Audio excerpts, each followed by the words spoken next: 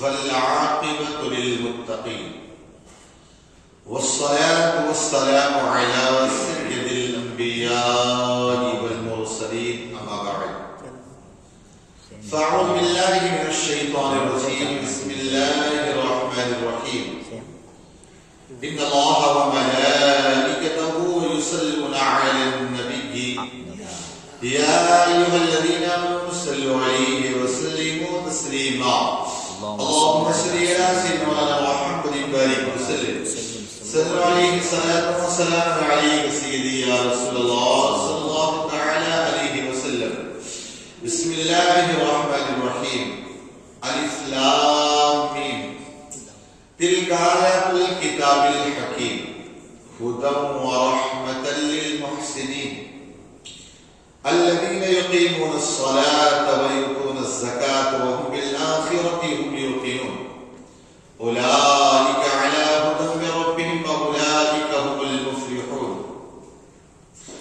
حکمت والی کتاب کی آیتیں ہیں، ہدایت اور رحمت ہے نیکوں کے لیے، اور جو نماز قائم کرے اور زکات دے اور آخرت کی پر یقین لائے وہی اپنے رب کی ہدایت پر ہیں اور وہی انہیں کا کام پر.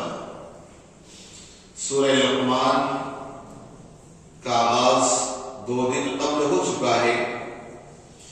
حضرت لقمان حکیم کی باتیں آپ سماعت کر رہے تھے. لقمان حکیم ایک اللہ کے ولی تھے، نبی ہونے میں اختلاف. لقمان حکیم اتنے بڑے حکیم تھے کہ اللہ نے ان کے بارے میں مکمل ایک سورہ مبارکہ ہی نازل فرما دی. لقمان حکیم کو کی باتیں تو بھی آیت کریمہ در آیت کریمہ آئیں گی انشاءاللہ، آپ سنیں گے بھی. اس آیت کریمہ کا آغاز الف لام میم سے ہوا، اس سورہ مبارکہ کا آغاز الف لام میم سے ہوا، اسے آپ سن چکے. کا اس میں روشن آیتیں، قرآن کی ہر آیت ہی روشن. کہا اس میں پرہیزگاروں کے لیے ہدایت. ایسے تو ہر ایک کے لیے ہدایت ہے، لیکن کما حق کا فائدہ نیکوکار علم والے ہی اٹھاتے ہیں. اب کہا جو نماز قائم کرے، زکات دے اور آخرت پر یقین لائے. 3 باتیں. نماز پڑھنا نہیں کہا، نماز قائم کرنا کہا، چونکہ نماز پڑھنے اور قائم کرنے میں فرق ہے. پڑھنا تو جیسے بہت سارے لوگ پڑھتے ہیں نہ صحیح سے رکو نہ صحیح سے سجدہ، کوئی چیز نہیں. پڑھنے والے بہت سارے لوگ پڑھتے ہیں، لیکن قرآن کہتا ہے نماز قائم کرو. نماز قائم کرو. قائم کرنا کیسے کہ پھر ایک بار نماز شروع کیا تو پھر کبھی زندگی بھر چھوٹنا نہیں چاہیے. نماز قائم کرنا کیا ہے؟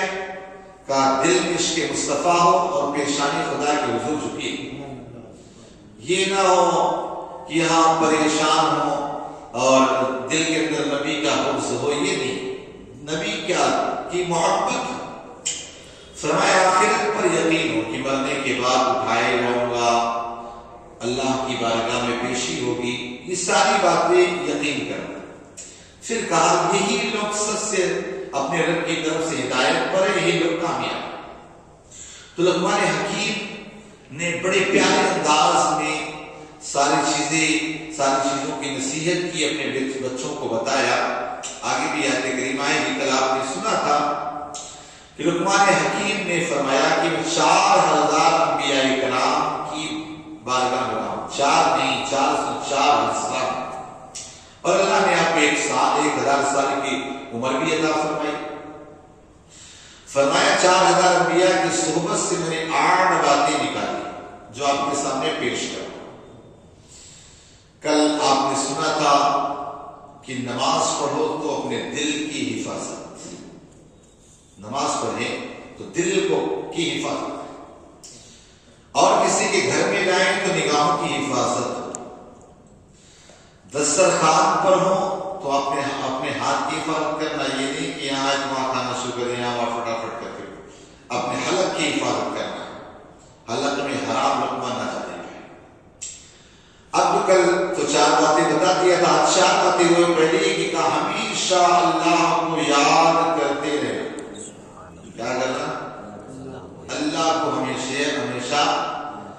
یاد کرتے رہنا ہے، اللہ کو کبھی بھولنا ہی نہیں. اور فرمایا اپنی موت کو بھی ہمیشہ یاد رکھنا، موت کو کہ ہمیں مرنا ہے. ویسے یہاں جس طرح ہم لوگ زندگی گزارنے لگتا مرنا ہی نہیں، جتنا بنداس ہو کے گزار رہے بے فکر ہو کر کے، لگتا ہے نہیں کہ ہمیں مرنا ہے. پھر فرمایا اگر تم کسی پر احسان کرو تو اسے بھول جاؤ.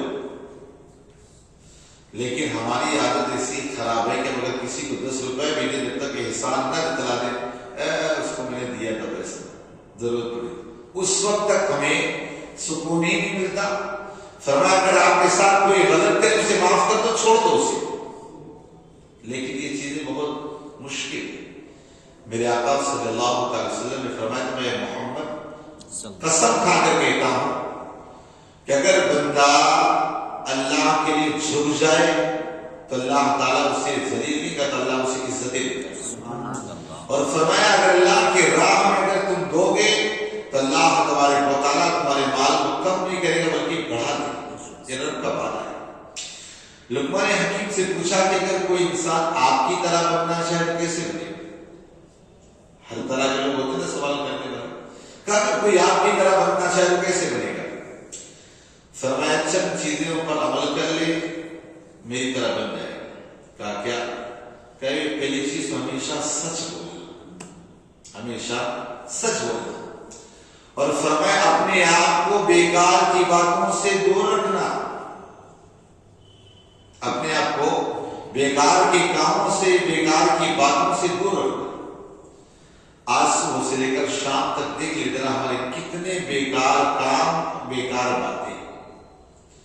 اللہ والے تو زبان پہ اتنا تالا لگا کے رکھتے تھے کہ بلا ضرورت اپنی زبان سے کوئی لفظ نکالتے ہی. کل بھی میں نے بتایا کہ لقمان حکیم نے کہا تھا کہ انسان بولنے کی وجہ سے افسوس کرتا لیکن خاموش رہنے کی وجہ سے کبھی افسوس نہیں ہوتا. کبھی ہوتا نا بولنے پہ آج ہم سے اچھا کون بولتا ہے، پک پک پک شروع کر رہے بولتے رہے پھر بعد میں پچھتاتے. اسی لیے کہا پہلے ناپو تولو پھر بولو. لیکن انسان ہے کہ شروع رہتا ہے. تو لقمان حکیم نے فرمایا کہ اگر میری طرح بننا ہے تو اپنے آپ کو بیکار کی باتوں سے دور رکھنا. آپ سوچیں آج دن کے درمیان رات میں جب بستر پہ جانا سوچنا کہ آج میں نے بیکار کے کام کتنے کیے. اس لیے بزرگ فرماتے ہیں اگر تمہیں لسٹ بنا اور ایک ہفتہ اسی طرح گزار دو تو سمجھ لو کہ تم نیکوکار بن جاؤ گے. بس آج یہ میں نے یہ بیکار کام اسے کل نہیں کروں گا، یہ بیکار کل نہیں کروں گا، بیکار کام نہیں کروں گا. آج تو موبائل نے ہمارے بچوں سے لے کر ہم سب کو لے کر تباہ کر رکھا ہے. سب نے آپ دیکھیے سب موبائل ایسا موبائل میں لگا کے رکھا ہے کہ انسان اپنے اصل مقصد کو بھول چکا ہے کہ ہمیں خدا کی بارگاہ میں جانا ہے، ہمیں مرنا ہے، ہمیں کچھ کرنا ہے. انسان سب کو بھول چکا ہے، انسان کو یاد ہی نہیں رہا. بس موبائل میں ایسا لگ گیا کہ ہا ہی گو فلا ڈماکا یہ وہ دنیا باقی چیز. اللہ ہی رحم فرمائے، اللہ ہمارے حال پر رحم فرمائے کہ آپ دیکھیے ذرا کیا ہمارے اندر کتنی بیکار کی چیزیں ہیں. لقمان حکیم نے کہا اگر تم نیک بننا ہے، میری طرح بننا ہے، بیکار کی باتوں کو ہمیشہ چھوڑنا پڑے گا. اور فرمایا اگر چاہتے ہو نیک بننا تو اپنی نگاہوں کے اندر کبھی حیا کا پردہ دور نہ ہو، یعنی اپنے نگاہ کو کنٹرول میں رکھو، اپنے نگاہوں کی حفاظت کرو.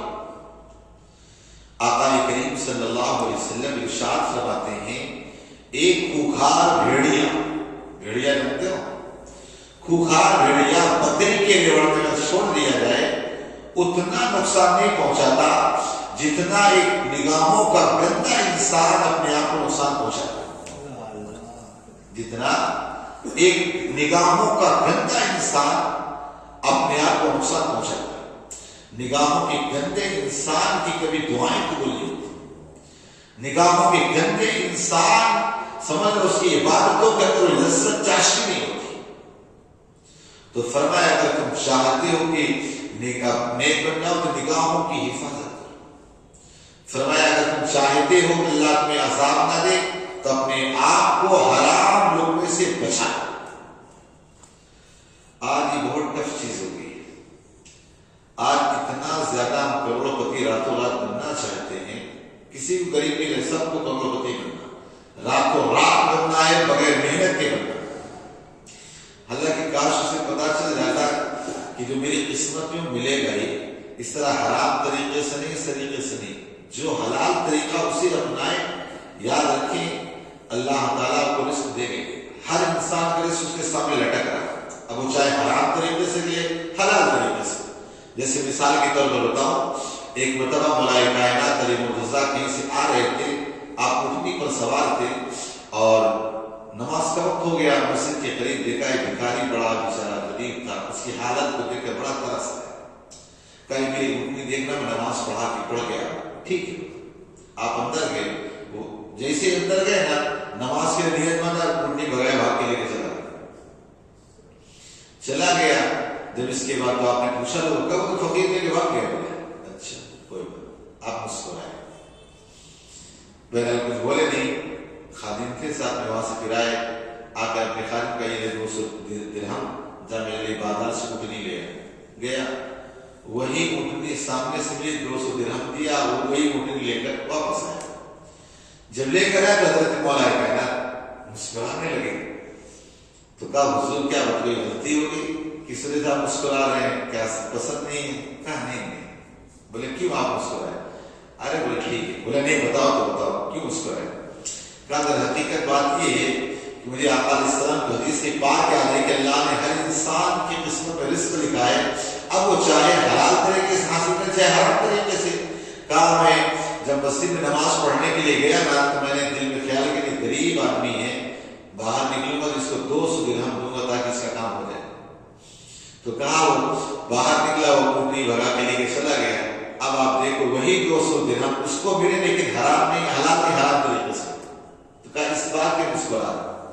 تو ہمارا رزق لکھا ہوا ہے. تو مولانا حضرت لقمان حکیم نے کہا اگر نیک بننا ہے تو اپنے آپ کو حلال رزق کھلانے, کھانے اور کھلانے والا بناؤ. اللہ پاک ہمیں سنت زدہ کی توفیق عطا فرمائے.